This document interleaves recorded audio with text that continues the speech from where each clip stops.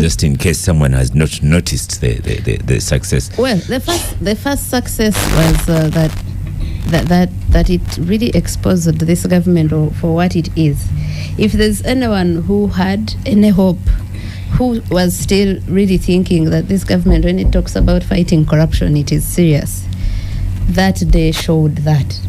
I liked the headline in Monitor with the police and with the shield, and the headline was "The Shield Against Corruption," so that you have left the corrupt and you have turned this fight against those fighting against corruption, and you have filled these jails, because right now we have over 100 people in detentions. You have filled these detention centers and prisons with people that are saying fight corruption, but not the corrupt. That alone was a success to show that if there's any Ugandan who thought that the government is interested in fighting corruption, that stopped then. So from now on, people will know if we want to fight against corruption, if we want to push back, we'll have to do it another way than to expect the government to fight it. But also too, like I said, for me, my biggest win was what I already commented about, that I saw a country that stood together. I have always wanted something like that let's feel each other's pain. If Praise Aloikin is in jail, or Makana Kennedy, or Cheno, or Biwall, or Thomas, all that, let's all know that, me being out is just because I was lucky. Because they were not actually picking on the demonstrators. We went to court, Uganda Road. For me, I was just there because we had realized that now these young people are being taken to jail. I had taken some supplies. These are women. They need knickers somewhere they were menstruating and whatever. So I just got there to deliver that, and people were being rounded up, just being outside the court, and people were being pursued. So it's better that we all realize that the system is going to affect us in one way or the other, whether you demonstrate or not. And I think I saw that on starting on Tuesday up to now. People are calling saying, where do we send funds to help with the bail application? Where do we send funds to help with visiting these guys in jail and all that? And you're thinking, people are sending you 5,000. Someone is saying, maybe today let me not eat, but let me contribute to this. That is very powerful, and I am sure the government knows that. It knows that when people have come together, and that is something they should be worried about. And for the ordinary people, for me, that's a win. Okay, that's your definition of a win. Most welcome to Gang, Honorable. I always struggle with them. Goreth. Have I got it right this time? That's right. Yeah, okay. Welcome to Gang, Honorable Goreth Namugga. Most welcome here once again. Thank you. Demonstration was successful or not, especially an opposition leader. Yet it's our responsibility to ensure that people do not demonstrate. One would ask, why do we have the youth on streets? Why did we get there? That would be the first question. I think Ugandans should start getting interested into how the affairs of government are run. How do we run this country in the line of governance, the side of political leadership, and the side of administration? So many issues have been spoken about how government delivers services to the people, which is its core mandate. And severally, I've informed the country that we are at regret, one, in the type and the category of leaders we bring into power, in the side of politics and the side of administration. Yesterday, Mr. Museveni was at a burial of one of our colleagues, the member of SEC, the honorable colleague that passed away in an accident, and said, I will ensure that the children get employed. Children will get employed. So do you mean that those that do not have that capacity, or that are not privileged to have access to the president, bury their parents, will never get jobs? Is that what you want to mean? We saw the speaker sometime back. It was the burial of Honorable Katuntu's brother, where he said we shall ensure that the wife gets a job. How many of our colleagues, of our relatives have lost parents, and government has not come to their rescue? So that's where we've messed up this country totally. Inequality in this country is a reason as to why everyone here is very vulnerable. Whether this time you are interested or not, you will one way or the other find yourself on the streets. I've been looking at the tribalism in the way government gives employment across board, administration. I've been looking at the bribery. How do we access some of these opportunities? The nepotism, the sectarianism. And when you get to the 4 principles of the NRM, these are the issues that they've been talking about on paper. So, colleagues who are in this studio today, we have a lot to discuss out there in regard to the way our country is run. For me, basically, it gets back to what do we prioritize? Because if you don't give the youth the basic services, a common Ugandan, for example, look at the budget of all national referral hospitals, national referral hospitals, district hospitals in the whole country. I've been looking at the referral hospitals and the specialized. They have a budget of around 730 billion. When you get to State House, as State House only has a budget of 853 billion. And that was the financial 22-23. Those are the figures I've used because that money was spent. Get to defense, 4.3 trillion in defense. How much money do you spend in classified expenditure? So out of failure to allocate resources in the priorities of this country is the reason as to why you are seeing the youth on the street. And I'm telling you where we are going, we are yet to see more. If you look into, for example, the way we've given services, go to Mulago. Go to Mulago, the specialized women hospital. Women have to pay money for CT scan, basic services, you have to pay. Go to Mulago National Referral Hospital, you have to pay. But when you look at the total of all the non-tax revenue we collect from people, from the sick, non-tax revenue to a common Ugandan, it doesn't even get close to 50 billion. We are asking, can't government give free services to the wananchi? Can't we get free services? We have been made very vulnerable in our own country at the expense of those occupying these offices. This income inequality, the gap between those who are so rich and the so poor.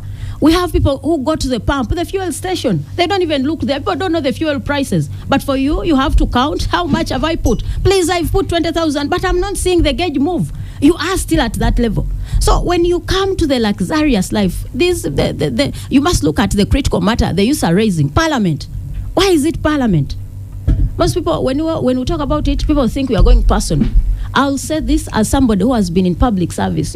Whenever we talk about some of the things, people say, Namugga has been in politics for 3 years. You don't need to be in politics to understand how a country is run.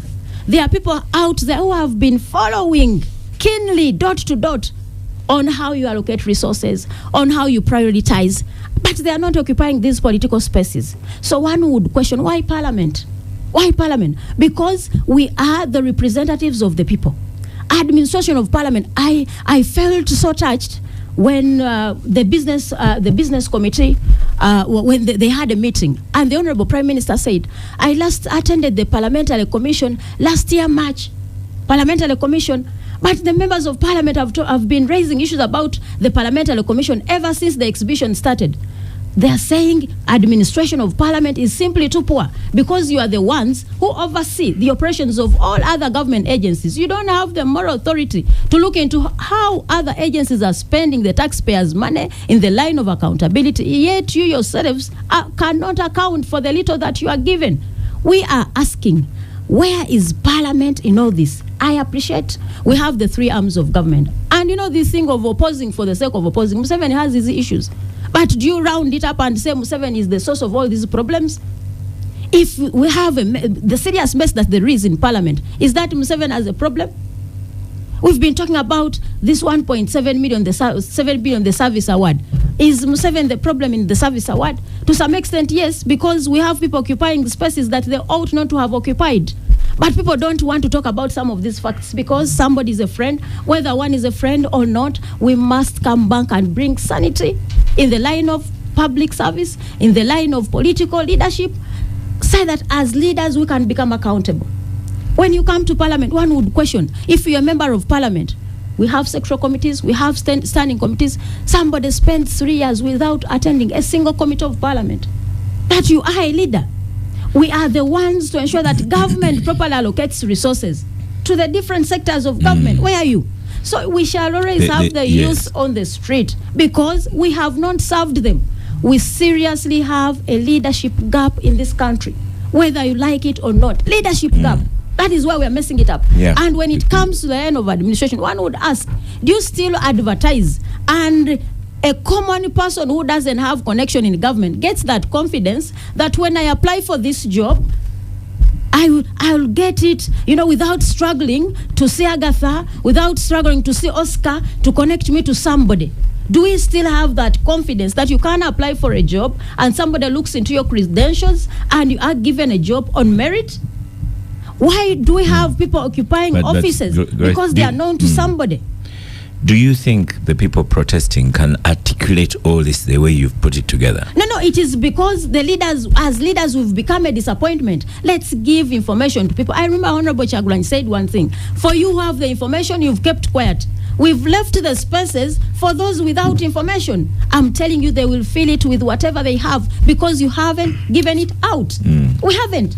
And this time the focus for that demonstration was Parliament. And for the last 3 months, you would say Parliament has been looking ugly. And the reason as to why it is Parliament, because people feel we are not feeling, but we are their representatives. We must be their voice out there.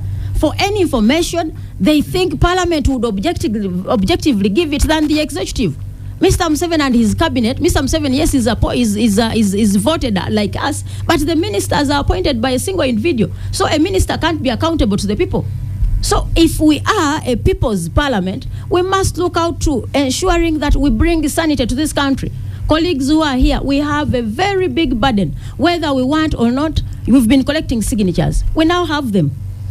For us, we are very committed. We hear people say, we shall bring money in the constituency, she will lose a vote. I'm telling you, I'd rather lose a vote, serve for a period of 5 years, but go home and sleep with sanity. We shall be counted, but during their time, they came out and spoke for the people. We are going to bring sanity in that house called the Parliament. It must represent people, not representing ourselves and our own views. And, people out there, Parliament is paid expensively, whether we are paid 5 million. I'm telling you, we spend out there because government has failed to execute its mandate. How can a member of Parliament buy an ambulance? How do we see members of Parliament construct hospitals? Since when did that become a responsibility of an MP? So, as we put sanity in Parliament, Mr. Museveni must know that he must prioritize this. He must prioritize the interests of the people of this country. And we are going to start with the budget of this very financial year, the 72 trillion budget. After looking into the issues of commissioners and ensuring that we have administration in the Parliament, serious administration, we are getting back to the budget. Tell us, how do we get here? How do we get to these funded supplementaries where you have a classified budget of over 400 billion classified, yet when you sum up the funding to all regional referral hospitals and specialized hospitals, they have a budget of close to 300 billion. How do you spend all that money on yourself in classified? Yet we are not giving services to the people. So I call upon leaders. Okay. This is the time to stand for the voice of the people and we serve our country. On a serious note, let us stop being selfish. Somebody thinks of an election than serving people. You think of how to come back next, how to come back for another term, whether people have lost out or not. Whether you invest money in our constituencies or not, we are going to become the voice of the people without fear or favor. First pause there for a second. I'll come back to you on the collection of signatures. And so how many people did you say are arrested, are still in prison, Derek? There are over 100, I think 120 something. A few of them have been released, about 21 thereabout. The others are still in detention, but there are also those that are not known. There are people who have been picked from their homes and their whereabouts up to today are not known in this shortest period. So as we count the 100 plus who are in jail, prisons and different detention centers, there are those whose whereabouts are not known up to now. Yeah. How was that figure of 120 arrived at? Of course, even the police has put it out. The police has put out a figure, and also there is many people who have been taking stock on Twitter at every person who has been arrested, their picture is put out there, their name is put out there. They give a short bio about that person, and the whole public has been. I have loved the whole vigilance about this whole thing.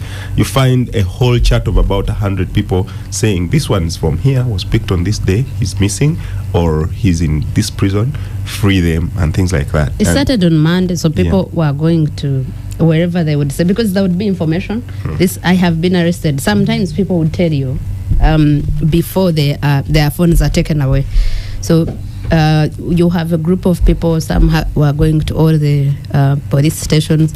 I think my colleague Godwin Toko on that day went to like 10 police stations. Even yesterday they were checking. So there's a team that is tracking these people and have been putting out there. But today even also the police has come up and given the statistics. Those that are still, that's a good thing. Those that are still in the police custody, those that are remanded, those that were let go at some point. Yes. You're the lawyer here. So what charge you said, is it I being idle? Common nuisance. Idleness. So what sentence would you get from being a common nuisance? There's another charge that we should first laugh at. There was a charge of attempted malicious something, like hate speech that someone was attempting to bring out hate speech. Attempted hate speech. You know, when you ask, you are the lawyer in this country, I tell people that one of the reasons I don't practice law is you can't practice law in a lawless country. No one cares about the law, and we have been told that there is a policeman at CPS, must be the OC station. I mean at Chira Road. On Wednesday, when some youth NGO leaders were picked up from a press conference in Ntinda. So our colleagues, the lawyers, went there and this police officer kept telling them, don't tell us about the law. The law is just on paper. For us, we don't care about the law. If it's democracy, our democracy is down there. So for us, we don't care about the law. And you have to look at it in this way. Peaceful demonstration is a right. It's a constitutional right. Let's start from there. Given right. Two things maybe you should consider. The president has said, you, Agatha, you are demonstrating because you want to receive foreign awards. I didn't demonstrate. No, but he has said that you are an activist because you wish to receive foreign. Did he name me as Agatha? I think he did really? a little while ago. And also, I think he did, or he said people like you. And this time round, he said, we shall see the foreign interest that has been supporting these people who are demonstrating. But also, he points out that demonstrations ruin businesses because, for example, on the 23rd, people couldn't work, people that opened shops. Oscar, you asked me about the law. Now, if you ask me about what the president is saying about me, he has his own right to say, because he has said that for forever. And if I can briefly comment about that, I have commented about it before here on this show, that the foreign interests, the imperialist card is played when we ask the questions about governance, about how resources are utilized in this country. Now, these same imperialists support our budget up to about 50%. When they not all your capital development budget is 100% funded by the colonialists. So now, when they are supporting government and its budgets, they are not imperialists. They are actually development partners. But when they support non-state actors, who are also as important in every country. It's not just Uganda, that you have a civil society that is also being supported, facilitated by the same people that facilitate you. But because they are raising civic awareness and telling Ugandans that, things are going wrong, can we demand for what is due to us? Can we demand for the services that we deserve as a country? Can we ask why one person takes 1.7 500 million, or why one person, the speaker Anita Among in this case, has a 54 billion budget for corporate social responsibility for an arm of government that is not a what? That is not a corporation.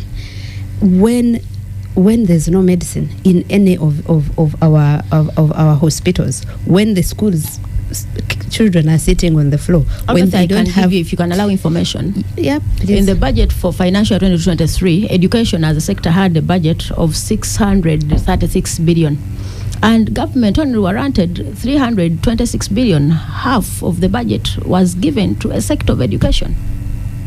Half of the budget. So look at those priorities and how we handle them. Then we go to you asking me about the law.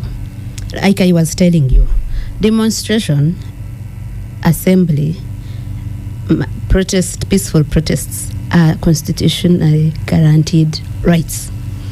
There is on that day, there is no person they arrested who was violent, who was not peaceful.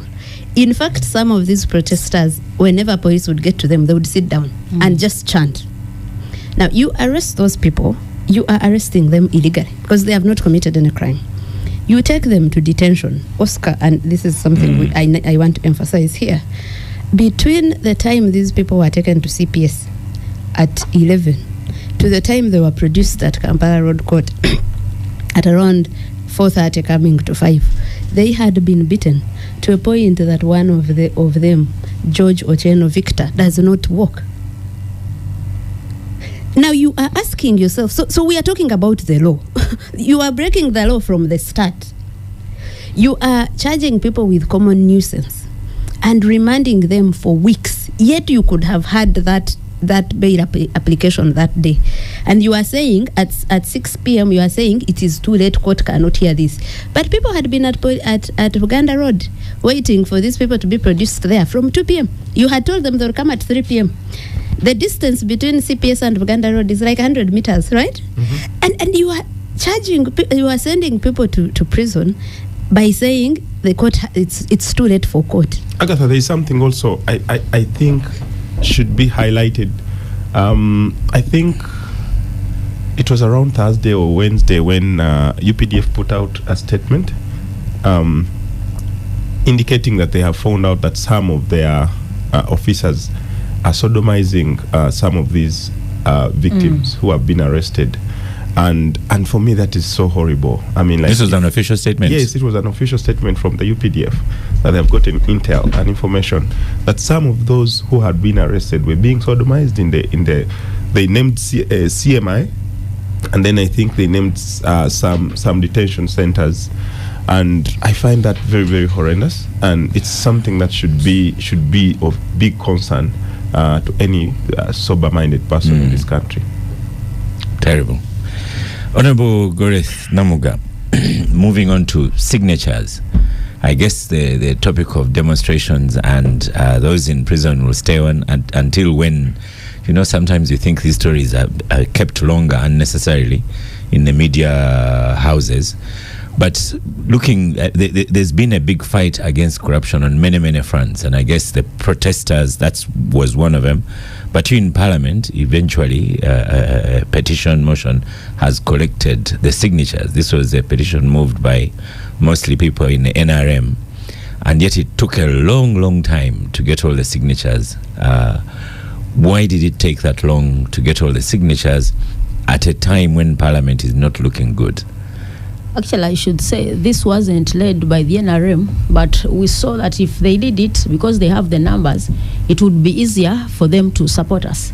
Otherwise, the opposition was also up in arms to ensure that we get those signatures, because in Parliament, it's the opposition that is in charge of accountability. Accountability on what government gives to the people is the responsibility of the opposition, because we did all the accountability committees. That's why whenever government fails to offer services, it comes back to us. Where are you as the opposition? Why are you not raising a red flag on what is being done here? So, yes, it is very regrettable and sad to ourselves for having taken all that long, because it's now a month plus. Have a parliament of 529 members and you fail to raise signatures of 177. in the fight against corruption. It is very embarrassing to those who voted us, because corruption, I don't think there is any one of us who condones corruption here. So why you saw, if anybody followed the parliamentary session of Tuesday, you saw the sentiments that there was in that parliament, where the Honorable Rion stood up and asked the Speaker, Right Honorable Taiba, I want to ask, are we the one who voted you in that seat? I want you to ask Right Honorable Among Anite, are we the ones who voted her in that seat? How can you make us pass through a very rigorous process? Move up country, move here and there to collect signatures. One would ask, why did the Speaker and the leadership of Parliament fail to give MPs space to deliberately debate on issues of corruption? Why weren't we given space? Because we are asking, should you go through raising of signatures for you to get an opportunity to discuss a certain matter and such an important issue on the floor of Parliament? I should inform the country that it's not a must that whenever you want a matter discussed, you must collect signatures. But the reason as to why that step was taken was because we are denied opportunity on the floor of Parliament. Every time we'd rise up to speak about the matter, the Speaker would say, I would give you time. Till when we felt enough was enough, let's go through force. When peace fails, force applies. And people have been called left, right, center, please don't sign. If you sign, this is this and this.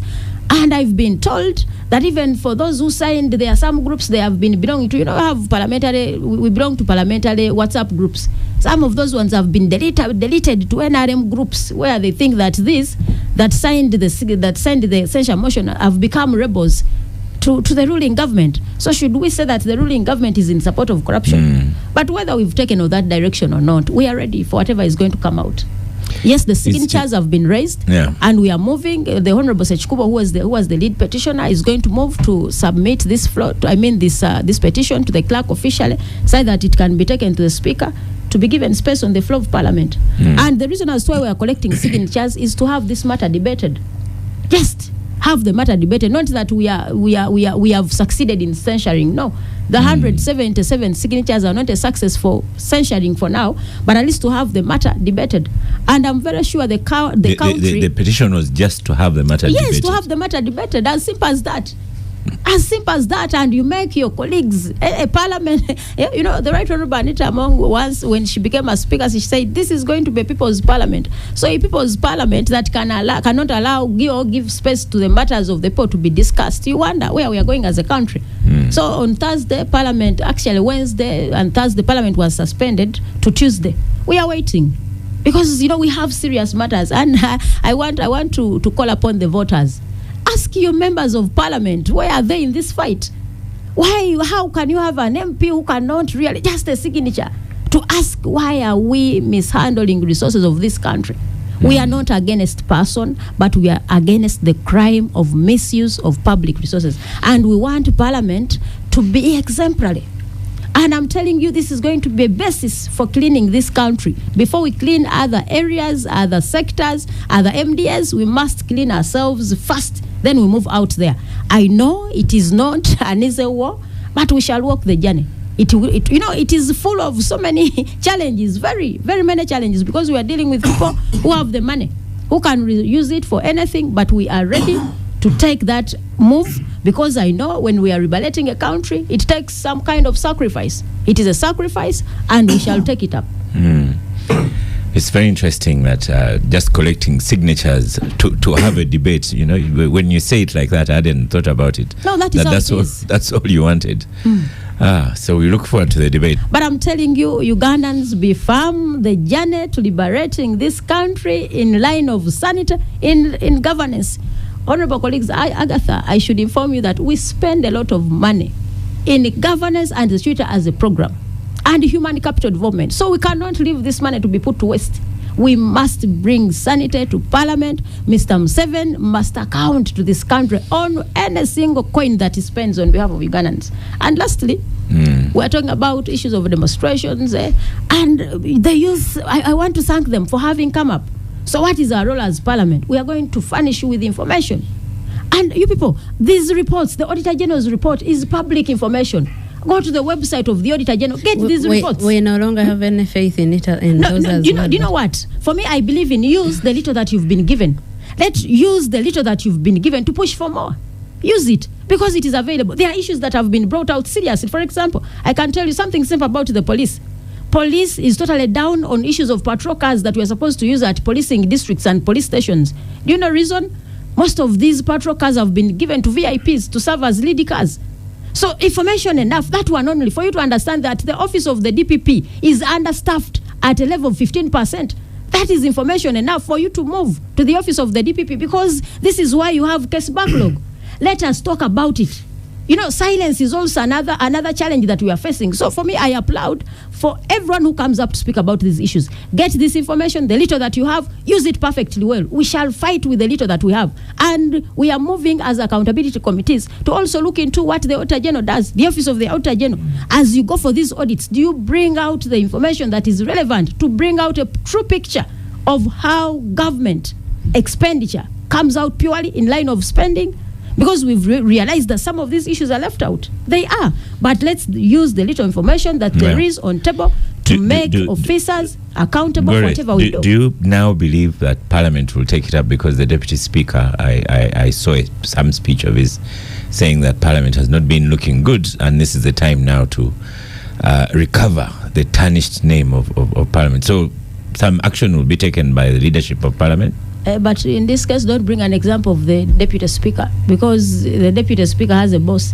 The Deputy Speaker might be willing, but the Speaker is not willing. Even him, he's not willing. So let's. For me, I want to hear this as a commitment from the Speaker. You know, boss is a boss.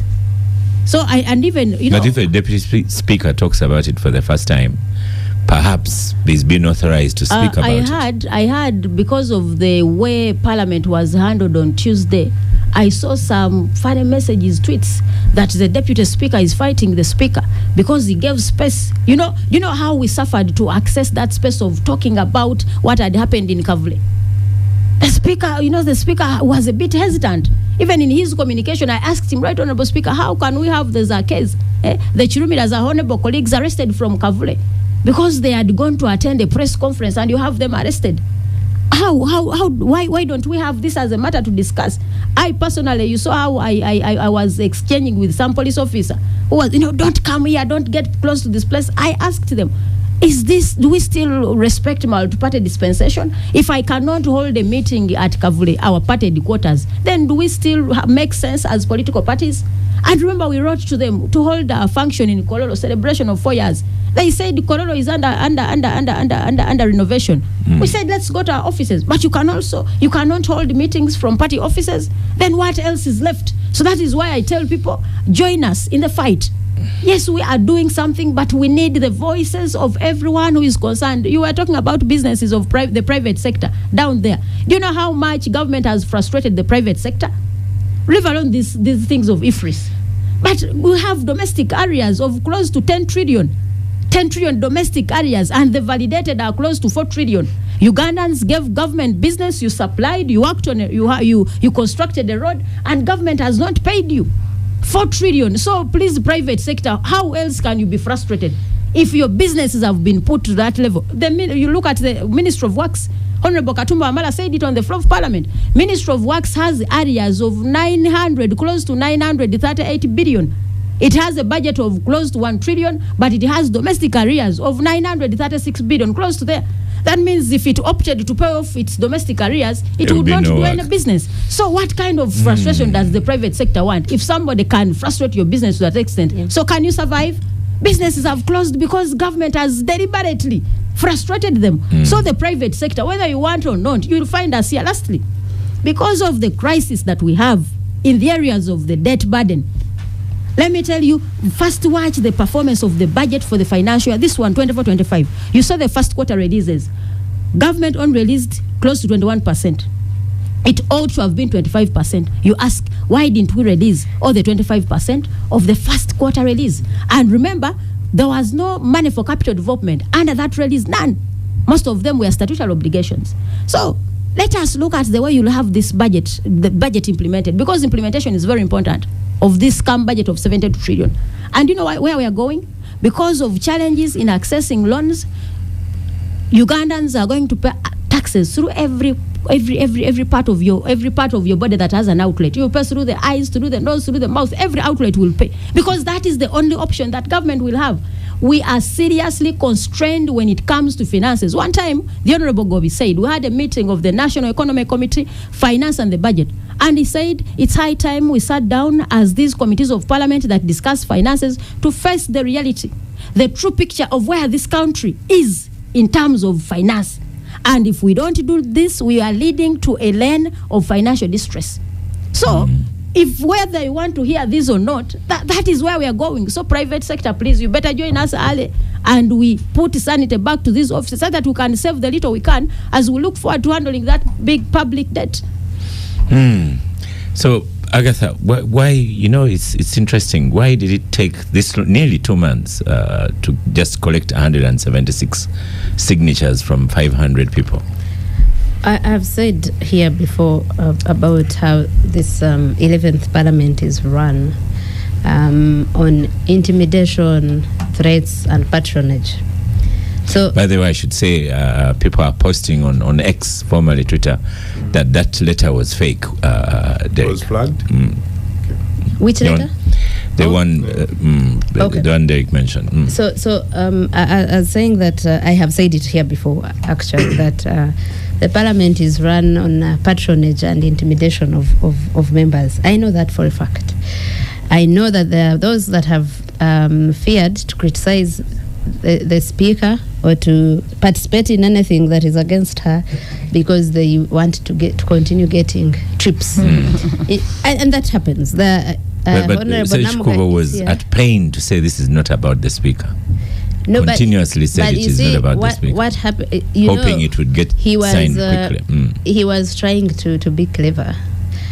So the Parliamentary Commission is chaired by the Speaker. So she chaired and presided over giving that service award. He was trying to be clever so that, because he knew that if it is about the Speaker or if it is about what it actually is, that the person who presided over a meeting that gave out 1.7 billion shillings that is not premised on any law or policy was the Speaker of Parliament. Now, even if you explain or not, and these people would go to her and say that it's not us they are after, it is you. The commissioners kept telling her that.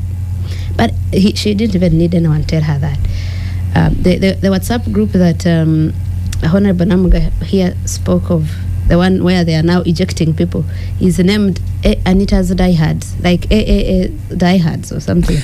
We saw it, and someone wrote and said, this person today has signed, they are a traitor, let's eject them. This was an MP from Masindi who had said, for me, my people are insisting that I have to sign this petition.